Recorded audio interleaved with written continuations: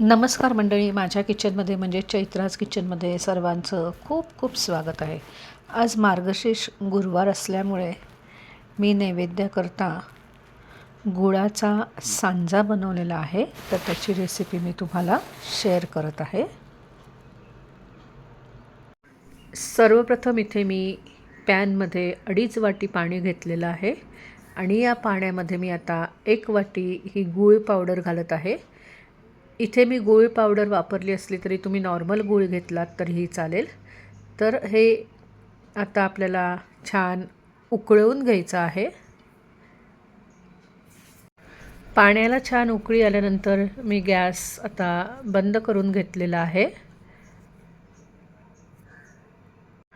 आता इथे मी दुसऱ्या पॅनमध्ये 2 टेबलस्पून तूप घेतलेलं आहे आणि त्याच्यामध्ये मी हा सुकामेवा घातलेला आहे. तुम्ही कुठल्याही प्रकारचा सुकामेवा ह्याच्यात वापरू शकता. तर मी अर्धी वाटी हा सुकामेवा घातलेला आहे आणि तो साधारण 1-2 मिनटं मंद आचेवर मी छान परतून घेत आहे.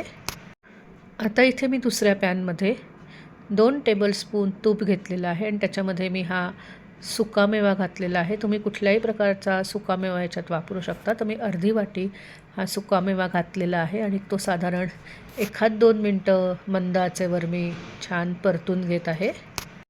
सुकामेवा छान परतून झाल्यानंतर तो मी वाटीत काढून घेतला आणि आता ज्या वाटीच्या मापाने मी गूळ पावडर आणि पाणी घेतलं होतं त्याच वाटीच्या मापाने मी 1 वाटी रवा घेतलेला आहे आणि मंद आचेवर हा रवा आता या तुपामध्ये छान परतून घ्यायचा आहे, भाजून घ्यायचा आहे.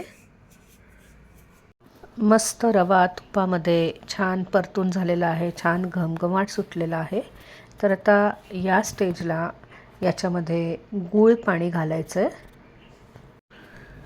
आता याच्यामध्ये मी हे बनवलेलं गूळ पाणी घालत आहे. गूळ पाणी घालून झाल्यानंतर हे छान मिक्स करून घ्यायचं आहे आणि झाकण ठेवून याला एक छोटीशी वाफ आणून द्यायची आहे.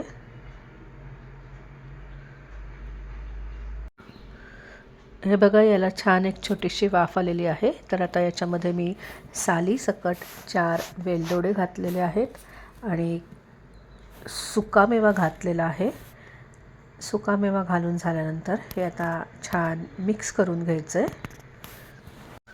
सुकामेवा आणि वेलदोडा घालून झाल्यानंतर मी हा सांजा छान मिक्स करून घेतला आणि लागलीच गॅस बंद करून टाकला. मस्त गरमागरम असा हा गुळाचा सांजा तयार झालेला आहे. एका वाटीला मी थोडंसं तूप लावून त्याच्यामध्ये हा सांजा घातला आणि त्याची छान मूद पाडून घेतलेली आहे आणि त्याच्यावर परत मी थोडासा सुकामेवा आणि केशराच्या काड्या घातलेल्या आहेत. मस्त झटपट होणारा गरमागरम आणि सर्वांना आवडेल असा गुळाचा सांजा तयार झालेला आहे. तेव्हा तुम्ही ही रेसिपी नक्की करून बघा. धन्यवाद. Bye bye.